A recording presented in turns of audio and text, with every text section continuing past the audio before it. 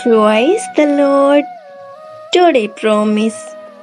సామెతల గ్రంథము 8వ అధ్యాయం 17వ వచనం. నా వలన అధిపతులను లోకములోని గనులైన న్యాయాధిపతులందరూ ప్రభుత్వము చేయుదురు. నన్ను ప్రేమించు వారిని నేను ప్రేమించుచున్నాను. నన్ను జాగ్రత్తగా వెదుకువారు నన్ను కనుగొందురు.